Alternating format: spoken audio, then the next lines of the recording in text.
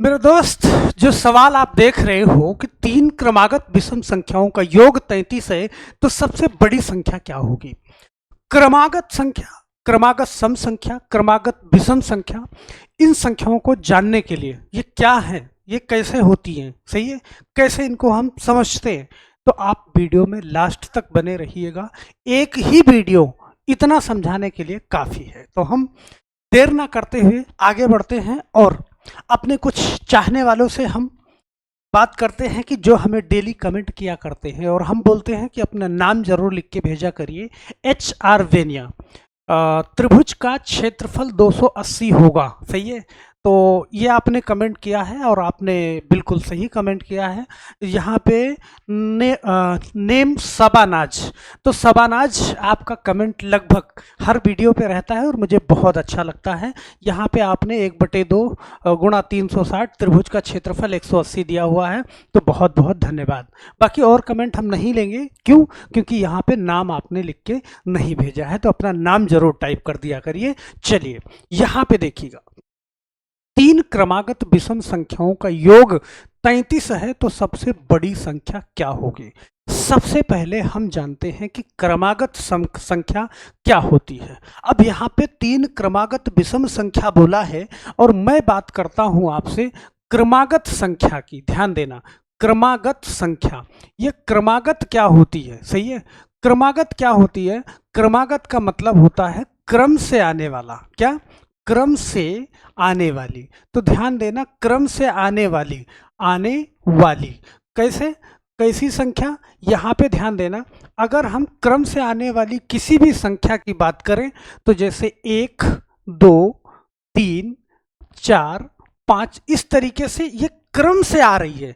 जरूरी नहीं है कि 1 से शुरू हो, ये शुरू हो सकती है कहीं से भी, 11, 12, 13, 14, 15, इस तरीके से, सही है, कहीं से भी स्टार्ट हो जाए। यहाँ से मान लो 15, फिर 16, फिर 17, ये क्रम से आएगी। अगर क्रमागत सम संख्या बोले तो क्रम से, क्रमागत सम संख्या का मतलब यहाँ पे ध्यान देना, जो अगर बोले आपसे क्रमागत, ध्यान देना, क्रमागत सम संख्या, अगर क्रमागत सम संख्या बोल रहा है तो फिर इसका मतलब ये है कि वो क्रम से आएगी। जैसे मान लो 2, 4, 6, अब 6 के बाद कौन सी संख्या आएगी? 8 आएगी। या फिर ये संख्या स्टार्ट हो 16, 16 के बाद 18, 18 के बाद 20, तो क्रमागत सम संख्या बोले तो सम संख्या ही आएगी। अगर क्रमागत विषम संख्या बोले, सही है, यहाँ पे क्रमागत विषम संख्या बोले तो यहाँ पे 5, 5 के बाद कौन सी विषम संख्या? 7, 7 के बाद कौन सी? 9, 9 के बाद कौन सी? 11। तो ये क्रमागत सम संख्या है। क्रमागत संख्या, देखो क्रमागत संख्या बोलेगा तो कहीं से भी आएगी, 15, 16, 17। क्रमागत सम संख्या बोलेगा तो 20, 22, 22 के बाद 24, 24 के बाद 26। क्रमागत विषम संख्या बोलेगा 21, 21, 21 के बाद 23, 23 के बाद 25, इस तरीके से आएंगी। हम आशा करते हैं कि क्रमागत संख्या आप समझ गए होंगे। अब यहाँ पे बोल रहा है कि क्रमागत विषम संख्याओं का योग 33 है। मैं आपसे बताऊं कि चाहे क्रमागत संख्या हो, क्रमागत सम संख्या हो, क्रमागत विषम संख्या हो, अगर कोई भी नंबर ले लो आप, जैसे मैंने लिया 5, 6, 7, सही है। अगर इनका योग, ध्यान देना, सही है, 6, 5, 11, 7 कितना हो जाएगा? 18। अगर ये तीन संख्या है, 1, 2, 3, तो अगर आप 3 से डिवाइड करोगे तो हमें ठीक बीच वाली संख्या मिल जाएगी। ध्यान देना, ठीक बीच में क्या है? 6 है। अगर हम कहें, ये तो क्रमागत संख्या हो गई, अगर हम कहें क्रमागत सम संख्या, हम कहें कि 4, 4 के बाद कौन सी आएगी? 6, 6 के बाद कौन सी आएगी? 8। तो यहाँ पे ध्यान देना, 4 और 6, 10, 10, 8, 18, 18 को अगर आप 3 से डिवाइड करोगे तो फिर से हमें क्या मिल जाएगी? बीच वाली संख्या मिल जाएगी। अगर हम कहें क्रमागत विषम संख्या, क्रमागत विषम संख्या जैसे 5, 5 के बाद है 7, 7 के बाद है 9, तो यहाँ पे 7, 5, 12, 12 और 10 22 मतलब 9 21, और 21 को अगर 3 से आप डिवाइड करोगे तो हमें क्या मिल जाएगी, बीच वाली संख्या मिल जाएगी। मतलब हम ये कह सकते हैं कि क्रमागत सम संख्या हो, क्रमागत विषम संख्या हो, क्रमागत संख्या हो, अगर जितनी संख्याएं हैं उतने नंबर से हम डिवाइड करेंगे तो हमें बीच वाली संख्या मिल जाएगी, और बीच वाली संख्या मिल जाएगी तो हमारा काम आसान हो जाएगा। बस समझने में आपको टाइम लगा, लेकिन सवाल लगाने में 1 सेकंड का टाइम भी नहीं लगेगा।